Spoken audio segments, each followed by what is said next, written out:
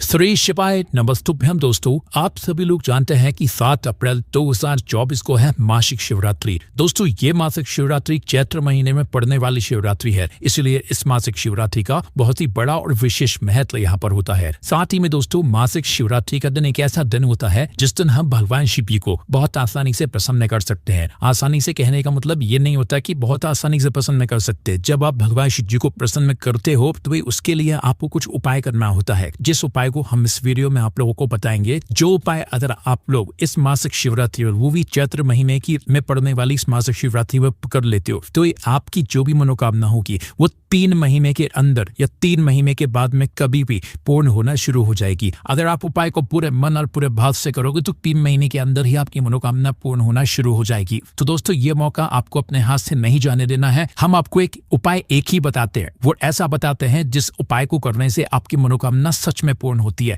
क्योंकि पंडित जी ये बात खुद कहते हैं और लोगों के लिए ये उपाय काम भी करते हैं। तो चलिए दोस्तों, जानते हैं इस मासिक शिवरात्रि पर, इस चैत्र महीने में पड़ने वाली मासिक शिवरात्रि पर आप लोगों को कौन सा उपाय करना है। तो दोस्तों, इस मासिक शिवरात्रि पर मतलब कि 7 अप्रैल 2024 को आप लोगों को 3 दीपक वाला उपाय करना है। जिस 3 दीपक वाले उपाय को करने से आपकी जिस भी प्रकार की मनोकामना होगी, चाहे कोई दुख और परेशानी हो, चाहे धन संपदा की कमी हो, चाहे घर में रोग और बीमारी हो, या किसी भी प्रकार की परेशानी आपके जीवन में हो, या कोई बड़ी और विशेष मनोकामना हो, तो भाई आप अपनी उस मनोकामना के लिए ये वाला उपाय कर सकते हैं। तो आइए दोस्तों, जानते हैं कि इस 3 दीपक वाले उपाय को आखिर करना कैसे है, किसको करना है और किस समय करना है। देखिए, सबसे पहले चीज आप लोग ये समझ लीजिए, ये 3 दीपक वाला उपाय करना किसको है। तो देखो, घर में से जो बड़ी माताएं बहनें होती है ना, उन माताओं बहनों में से कोई भी एक माता बहन इस वाले उपाय को करेगी। क्यों करेगी? क्योंकि इस उपाय को घर के सभी सदस्यों को नहीं करना है। इस उपाय को मात्र घर का कोई बड़ा सदस्य करेगा, जिस उपाय को करने के बाद उसके पूरे परिवार को इस उपाय को करने का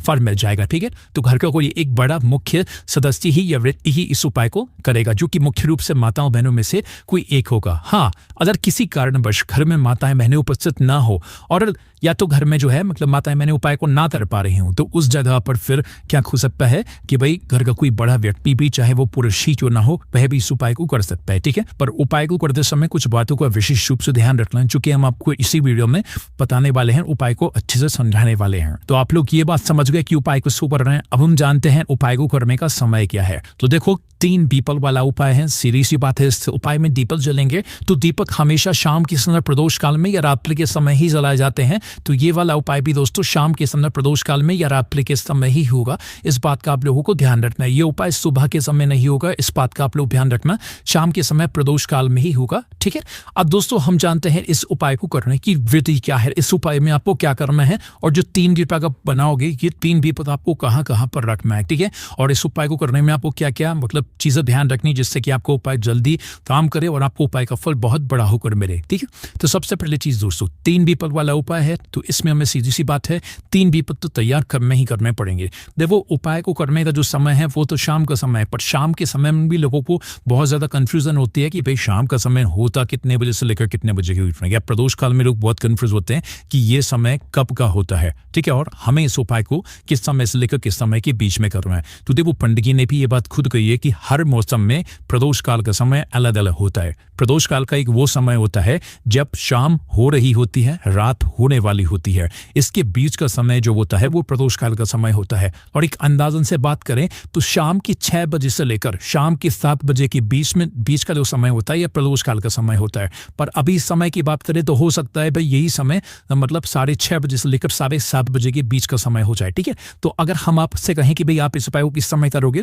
तो शाम के 6 बजे से लेकर 7 बजे के बीच में कभी भी आप उपाय कर सकते हो। बाकी लेट भी हो जाओ तो भाई 7 बजे से लेकर रात 8 बजे के बीच में भी आप उपाय कर सकते हो। कहने का मतलब यह है कि शाम 6 बजे से लेकर रात 8 बजे के बीच में कभी भी उपाय करो, आपका उपाय काम जरूर करेगा। ठीक है, फिर 8 बजे के बाद भी थोड़ा बहुत देर हो जाता है तो भी कर सकते हो, पर ज्यादा देर मत करना। ठीक है, तो ये बात आप लोगों को समझ आ गई होगी। अब जब भी आप उपाय को करने के लिए मतलब तैयार हो जाओ तो उसके पहले जो है आधे 1 घंटे पहले आप उपाय को करने की तैयारी करना, क्योंकि तैयारी करने में थोड़ा हो सकता है आपको समय लगे। तो उपाय को करने की तैयारी में सबसे पहली चीज आती है दीपक, है ना। 3 दीपक वाला उपाय है, सीधी सी बात है 3 दीपक तो यहाँ पर हमें बनेंगे ही बनेंगे। पर ये जो 3 दीपक हैं ये किस चीज के बनेंगे, आटे के बनेंगे या मिट्टी के बनेंगे? देखो, ये वो उपाय है जिस उपाय को जो भी व्यक्ति करता है उसको फल जरूर मिल। तो भाई आप लोगों को क्या करना है, 3 दीपक तैयार करने। ये जो दीपक होंगे ये होंगे आटे की दीपक। अब ये जो आटे की दीपकों का प्रयोग करोगे ये आप अपने घर में ही बनाओगे।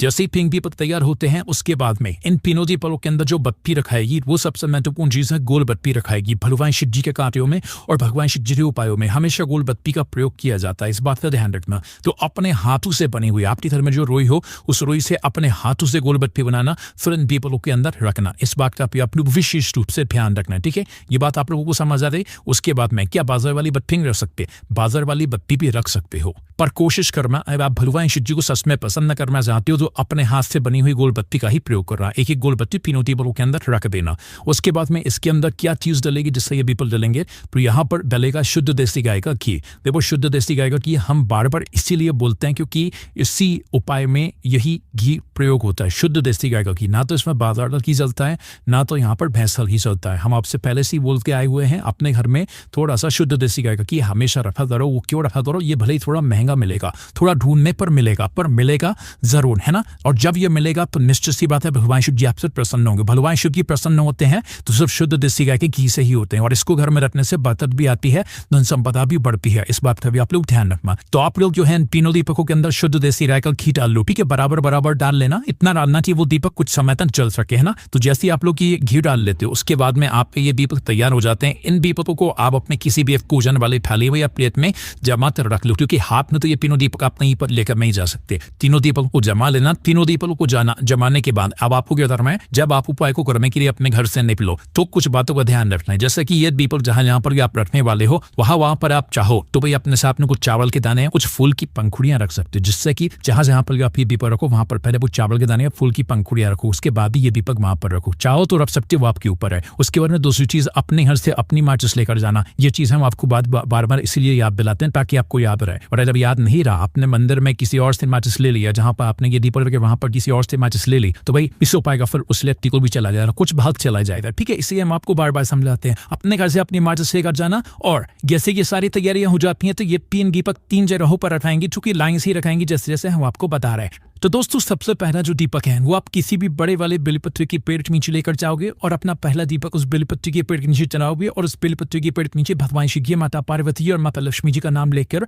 रख दोगे, ठीक है। फिर उसके बाद दोस्तों जो दूसरा दीपक है ये आप लोग लेकर जाओगे भगवान शिव जी के मंदिर में, जो भी आपके घर पे आसपास शिव जी का मंदिर हो उस शिव जी के मंदिर में जाकर इस दूसरे नंबर के दीपक को जलाना और वहां पर रख देना भगवान से प्रार्थना करते हुए शिव मंदिर में, ठीक है। उसके बाद में दोस्तों वहां से उठना, भगवान से प्रार्थना करते हुए तीसरे नंबर का दीपक लेकर आना और लोग आंवले के पेड़ के नीचे, आंवले के पेड़ के नीचे आने के बाद दोस्तों अपना तीसरे नंबर का दीपक जलाना और आंवले के पेड़ के नीचे रख लेना, भगवान से प्रार्थना करते हुए भगवान शिव जी, माता पार्वती और माता लक्ष्मी जी का नाम लेते हुए आप लोग विशेष रूप से ये तीनों दीपक इन 3 जगहों पर रखना और अपनी मनोकामना बोलना। आपकी मनोकामना कुछ ही महीनों के अंदर पूर्ण होना शुरू हो जाएगी। और दोस्तों पंडित जी ने खुद कहा है 3 महीने के अंदर आपको इस उपाय को फल मिलना शुरू हो जाएगा अगर आप हर महीने की मासिक शिवरात्रि को यह बात 3 दीपक वाला उपाय करते हो। तो बाकी दोस्तों चैत्र महीने की इस शिवरात्रि का एक बड़ा और विशेष महत्व होता है। इस उपाय का फल आपको बहुत जगह और बहुत बड़ा होकर मिलेगा। आप कोई भी दिक्कत समस्या परेशानी आ रही है उनसे कमेंट करके पूछ सकते हैं। हमारी वेबसाइट भूलना पर जाकर आप लोग उपाय पढ़ सकते हैं। ओम नमः शिवाय। जय बोले बस।